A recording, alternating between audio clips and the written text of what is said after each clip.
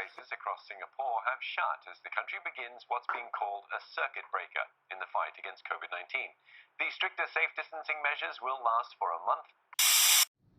It's been 1 week since the circuit breaker, or partial lockdown measure, was implemented, and many things have changed in our lives in terms of how we go through our daily activities and interact with one another. The number of COVID-19 cases in Singapore is on the rise. We recorded our single-day highest on 9 April of a total of 287 new cases, and the total number of confirmed cases now stands at 2,108. Workplaces in Singapore must close from Tuesday except for 10 categories of essential services. The government is urging everyone to stay at home. We are only allowed to go out for essential activities such as grocery shopping and exercising. People are encouraged to wear a mask in the public now. They even issue a reusable mask to be collected at community centres all around the island. Despite all these measures, people are still breaking the rules, and for that I am worried.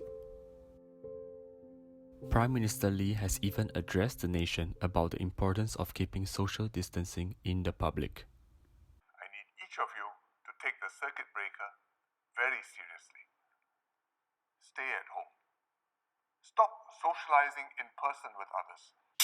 At home, the family has stocked up hand sanitizers, surgical gloves, eye protection, surgical masks, and 70% disinfecting alcohol.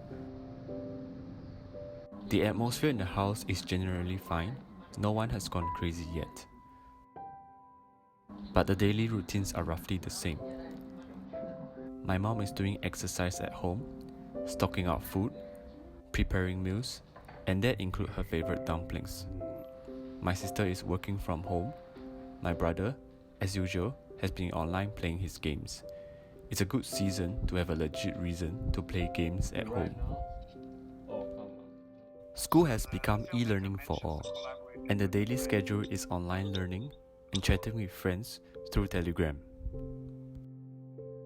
We have even started our little gardening activity at the balcony to keep us sane. Throughout the entire week, we have been to the United Square at Novena to order lunch, get some groceries done, and retrieve parcel from parcel stations. To prepare for a long-term stay-home notice, we have also visited the wet market this week to replenish and further stock up on groceries. The streets are pretty empty. It is a rare sight for Singapore, as usually most places would be bustling with activities. Not anymore.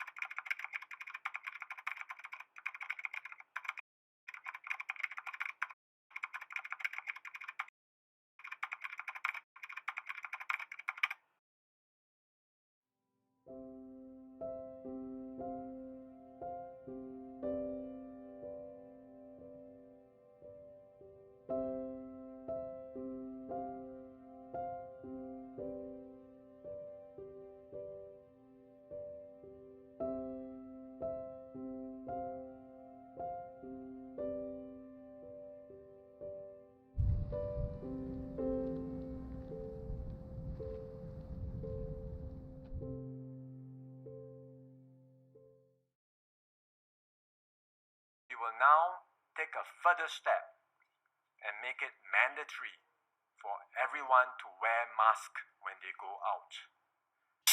It has been a while since I did a proper exercise. So this week, I decided to go out and do some light exercise, in a safe way of course. The first place I went was the Orchard Road. I figured that since the MacRitchie Reservoir and the Bishan Park, which I usually go to, would be packed with people, jogging along the deserted Orchard Road would be a refreshing experience.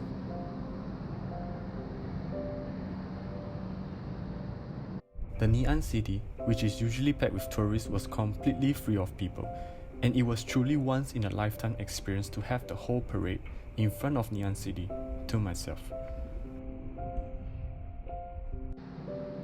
The famous apple shop along Orchard Road was completely deserted as well, but for some reason the light inside is still turned on. It's probably due to some image considerations from the company.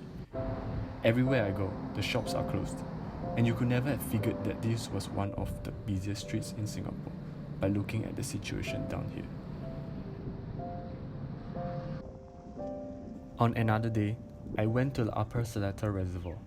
Interestingly, the number of people I met in this faraway reservoir is much more compared to the trip down to the Orchard Road.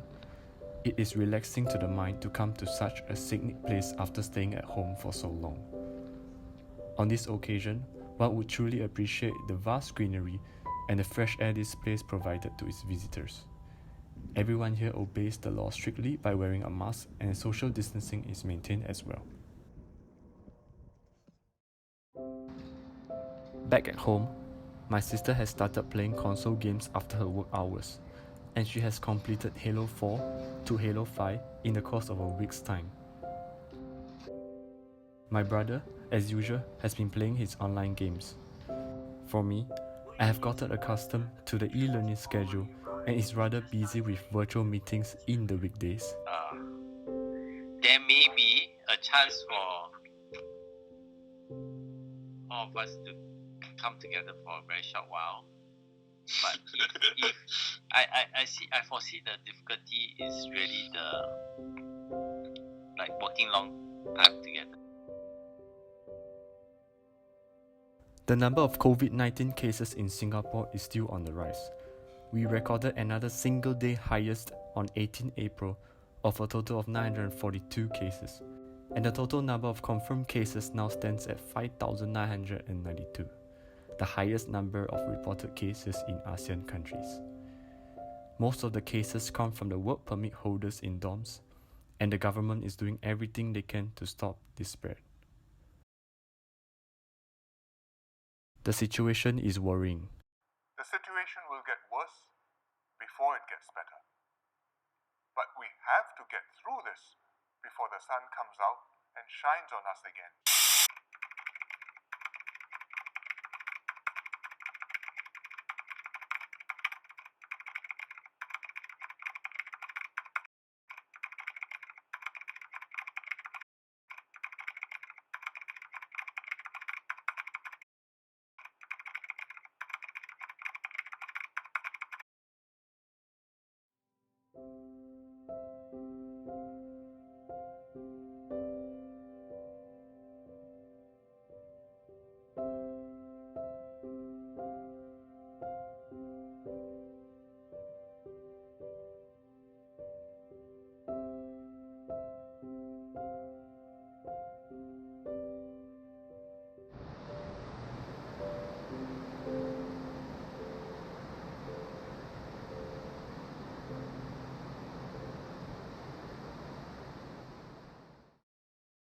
Dear Diary, this week is the last week of the term, and naturally the busiest week of the term as well.